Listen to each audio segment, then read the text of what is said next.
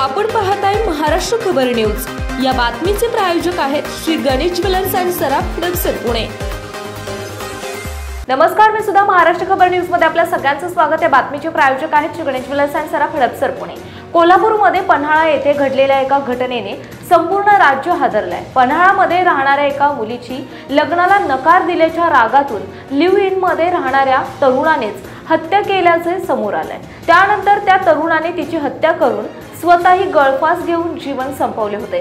27 वर्षीय सतीश मारुती यादवने याबाबतची कल्पना आधीच आपल्या मित्राला दिली होती, अशी माहिती आता समोर आली आहे।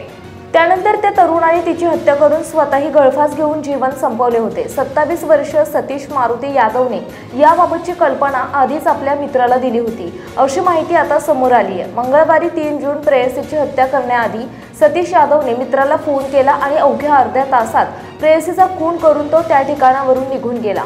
त्यानंतर बुधवारी 4 तारखेला सकाळी त्याने शाहूवाडी तालुक्यातील कातळेवाडी बांद्रेवाडी धरणाजवळ झाडाला गळफास घेऊन स्वतःला संपवले।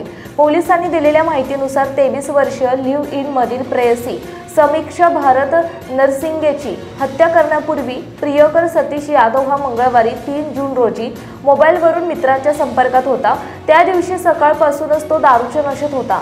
दुपारी 2 वाजताच्या सुमारास त्याचा मित्र प्रकाश सुळेकरला फोन केला। फोनवरून त्याने समीक्षाची हत्या करून स्वतः देखील आत्महत्या करणार असल्याचं त्याने मित्राला सांगितलं। त्यानंतर अवघ्या अर्ध्या तासातच सरनोबतवाडी येथील भाड्याच्या घरामध्ये समीक्षाची चाकूने भोसकून हत्या केली। त्यानंतर रक्ताच्या थारोळ्यात पडलेली समीक्षा आणि तिची मैत्रीण आयशू अंपले या दोघींना घरात कोंडून सतीश यादव दुचाकीवरून निघून गेला।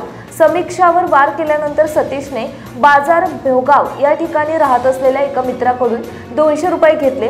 त्याने त्या पैशाने दुचाकीत पेट्रोल भरले आणि तो शाहूवाडी तालुक्यातील नांदारी येथे मित्र अरुण सुतारच्या घरी गेला। त्यानंतर बुधवारी 4 जून रोजी कोणी उठायच्या आतच दुचाकी घेऊन घरातून निघून गेला। त्यानंतर काही वेळाने पोलिसांचे एक पथक नांदारीत सुतारच्या घरी सतीशचा शोध घेण्यासाठी पोहोचले होते।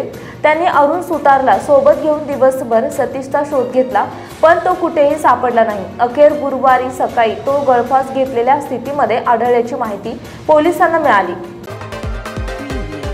आपण पाहताय महाराष्ट्र खबर न्यूज। या बातमीचे प्रायोजक आहेत Shri Ganesh jewellers and Saraf Hadapsar Pune.